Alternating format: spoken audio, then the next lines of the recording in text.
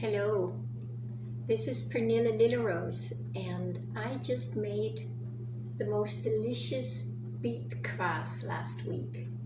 It finished yesterday. It ferments for about 10 days, and the result is this very red fermented beet drink, and I think it's delicious.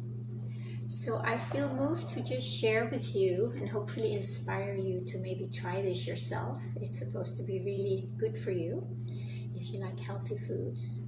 So the way it works, it's super simple. It doesn't take very long. The process just takes about 10 days to complete itself. So what I do is I usually buy the big beets. I have a few smaller ones too, but it's much easier when you have the really big beets because it just is easier to clean them and cut them up. So what you do is you clean them, you brush them. You do not peel them because right underneath here are a lot of the good probiotics and bacteria that are good for the fermentation process. So just scrub them underwater, and you just cut off the bottom and maybe the top, and if there are any blemishes on there. And then you cut them up in like 1/2-inch cubes, and you do that with all of them.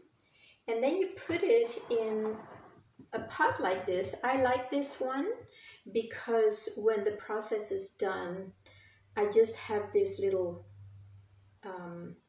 thing here I press on it, and then the juice comes out at the bottom instead of having to empty out a jar, and it can get much more complicated. So I will show you how this works. You put all the beet cubes in here, and then you add salt and water, and the ratio is about 1 teaspoon per cup. So depending on how many beets you use and how much water you need to put in there so it's covered. Because the beets need to be completely covered with the brine, with the salt water. And then you just cover it for 10 days. And you can check it out once in a while. I'll show you what it looks like here. If you look inside, I don't know if that's even clear here. I don't think I'm doing a good job of that. There it is. So this is my second batch of the same beets. So yesterday I strained it all, so this spout here.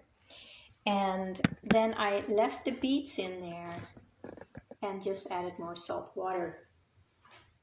Now, it's very common that mold will produce on top, specifically if it's not fully covered in water, in the brine. So it's really important that there is enough water to cover it, but the beets will still pop up a little bit. And I did have quite a bit of mold on top, so I just drained it, the juice, and then the mold was on top, and then I removed all the mold, including the chunks that had mold on them, so I just throw them out. Cleaned it up, the sides, and then I added the new brine, the new salt water.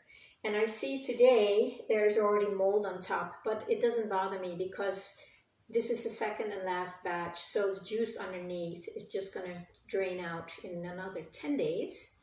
And then I just throw out the beets in the compost because the worms will love it. So now I'm just going to show you here a little bit how amazingly red this is. So this is not juice. This is just the brine that turns red as they are fermenting. And it's really dark. Sometimes it's even darker. It's almost like a really good red wine. And it tastes delicious. So cheers, and give it a try.